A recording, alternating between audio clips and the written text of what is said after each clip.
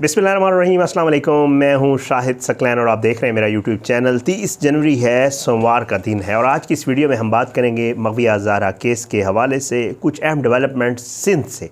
लेकिन जो है उनकी असल में जिन लोगों को समझ आई है कि हुआ क्या है, तो बहुत ही ये ख़तरनाक काम हुआ है, मजाक नहीं है।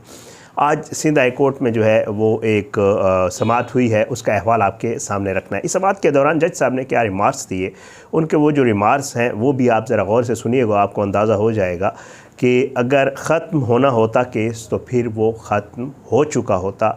दरअसल आज तौहीन अदालत बाकायदा तौर पर कोर्ट ने ये समझ लिया है, कोर्ट ने ये कह दिया है कि तौहीन अदालत हुई है तो नोटिस हुए हैं ना।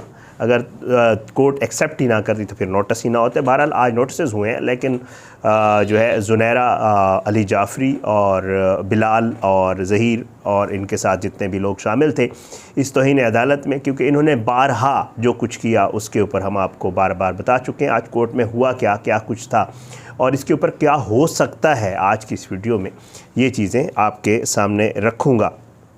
आज दो जो है बड़े अफसोसनाक वाक़यात हुए हैं, उनका ज़िक्र करना भी शुरू में कर देता हूँ। एक तो पेशावर में हुआ है, अल्लाह ताला सबको जो है, अल्लाह हमारे मुल्क पे अपना रहम करे। और एक आज कोहाट में वो मदरसे के बच्चे थे, वो गए हुए थे तांदा डैम में, तो वहाँ पर भी कुछ कश्ती जो है उल्टी है और उसमें मासूम बच्चे छोटे छोटे वो भी जो है उसमें डूब गए। बहुत सारे बच्चे को 15 से 18 का फिगर जो मुझे पता चला है अभी तक।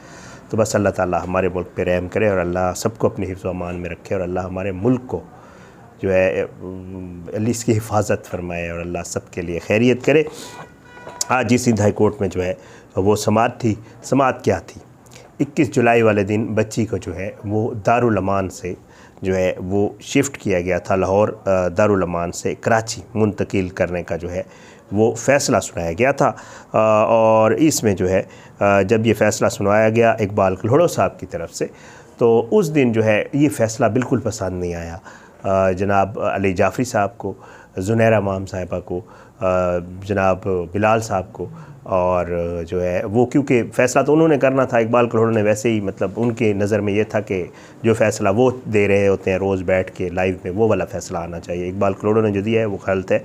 और फिर इसी फ़ैसले के ऊपर इन्होंने बैठ कर रात को लाइव में पता नहीं क्या कुछ कहा, बहुत कुछ कहा। वो बाकायदा ट्रांसक्रिप्ट जो है अदालत में जमा करवाया गया और उसमें बहुत कुछ है।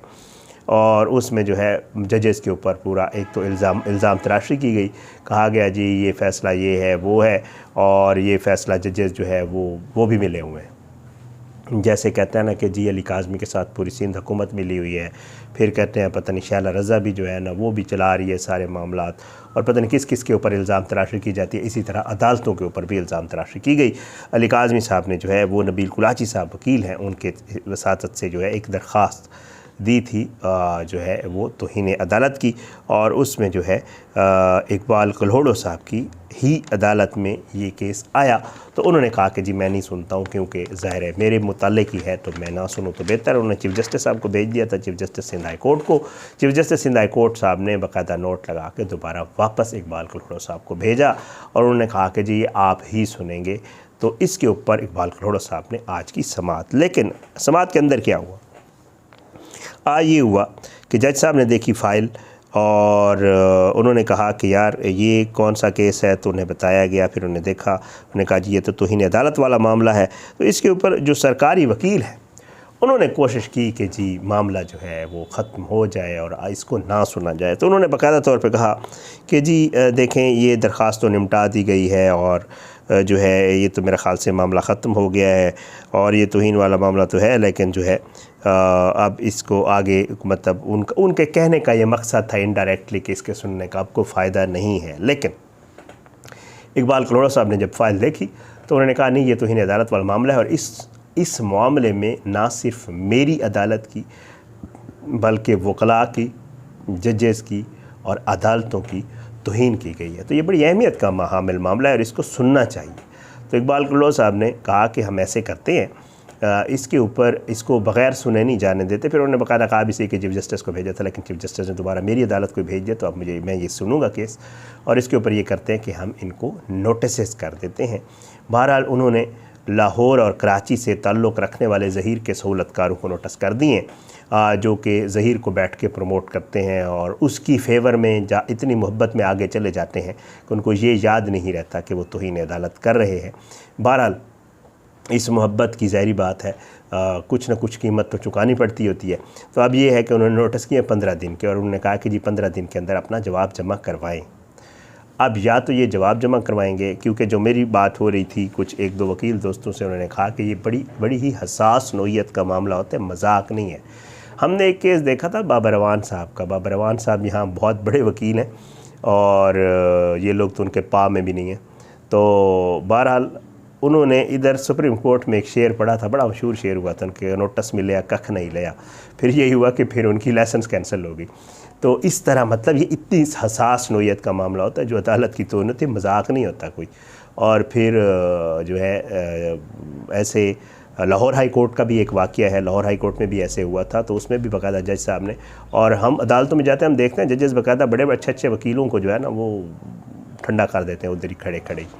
तो मेरा ख़्याल से क्योंकि जजेस की कुर्सी का अपना एक ऑनर होता है और जो है उसको ऑनर करना पड़ता होता है। फ़ैसले से आपको इख्तलाफ हो सकता है, इसमें कोई शक नहीं है, आप उसके ऊपर अपनी राय भी दे सकते हैं, लेकिन ये नहीं है कि आप जजेस के हवाले से कहना शुरू कर दें। तो बहरहाल जी इन्होंने तो इनका तो मतलब ये तो अब तक भी कर रहे हैं। बहरहाल इन्होंने तो अभी तक शुरू किया हुआ है। अब ये जो है, जो मुझे पता चला है, बताया यही जा रहा है कि ये बड़ी हसास नोयत का मामला है और इसमें इनको पेश होना पड़ेगा या जवाब जमा करवाना पड़ेगा। ये नहीं है कि ये बिल्कुल ठंड रख के बैठे रहें, क्योंकि ये दो हैं, एक तो ये और एक और भी है, तो उसकी भी अर्जेंसी सुना लगनी है। तो बहरहाल ये अब या तो ये जाएंगे कराची, वकील के थ्रू जवाब जमा करवाएंगे, या फिर ये है कि ये फिर तैयार हो जाए कि अदालत कोई एक तरफ़ा फ़ैसला करे। और उसमें ये बताया जा रहा है कि बाकायदा तौर पे सज़ा भी होती है और कैद भी होती है, जुर्माना भी हो सकता है, कैद भी हो सकती है, क्योंकि अदालतों का एहतराम सब पे वाजिब होता है। और जजेज़ यही समझते हैं कि जी किसी को भी अदालतों की तौहीन नहीं करनी चाहिए, और ये वाशगाफ अंदाज में करते भी रहे और अब तक करते हैं। तो आज ये जो है कोर्ट में हुआ, इनको नोटिस हुए हैं 15 दिन के लिए। 15 दिन के अंदर इन्होंने जवाब जमा करवाना है। देखते हैं अब इस मामले के ऊपर क्या कुछ होता है आगे चलकर, और ये अब क्या करते हैं इसके ऊपर। इस केस की बहुत सारे और भी मामलात, बहुत सारी और चीज़ें भी चल रही हैं, ज़ाहिरी बात है। और इंशाअल्लाह उस हवाले से भी जो मज़ीद डेवलपमेंट्स इस केस को लेकर होती हैं, हमारी कोशिश होती है कि वो आप तक ज़रूर पहुँचाया करें। बहरहाल कुछ और ख़बरें चल रही हैं, कुछ और चीज़ें भी हैं। अली काज़मी साहब की वहाँ पर जो है मसरूफ़ियात के हवाले से, शाहिद हुसैन साहब के मामले के हवाले से भी मुझे कुछ मैसेजेस आए हुए हैं। कोशिश करूँगा इंशाअल्लाह उन सारी चीज़ों के ऊपर जो है वो साथ साथ वीडियोस बना के आपको साथ शेयर करूं। बहरहाल ये आज की डेवलपमेंट थी मग़वी हज़ारा केस में। इस केस को लेकर इंशाअल्लाह फिर मज़ीद बाकी भी चीज़ें होंगी, आपकी खिदमत में रखेंगे। मुझे इजाज़त दें, अपनी दुआ में याद रखा करें। अल्लाह पाकिस्तान का हामी नासिर हो, इसके ख़िलाफ़ साजिशें करने वालों को नस्व नाबूद करे, ज़ालिमों को इबरत का निशान बनाए, मज़लूमों को इंसाफ मिले। मुझे इजाज़त दें, इंशाअल्लाह अगली वीडियो में मुलाकात होगी। पाकिस्तान ज़िंदाबाद। अल्लाह हाफ़िज़।